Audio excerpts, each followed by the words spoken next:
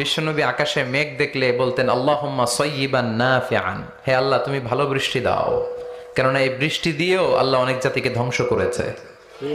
বৃষ্টি দিয়ে মানে অতি বৃষ্টি দিয়ে আল্লাহ বন্যা দিয়ে গোটা দুনিয়াটাকে ভাসিয়ে দিতে পারে কি পারে না? এজন্য মেঘ দেখলে এত আনন্দিত হয়েন না, বৃষ্টি দেখলে অনেকে গান বাজায়, আছে না নাই?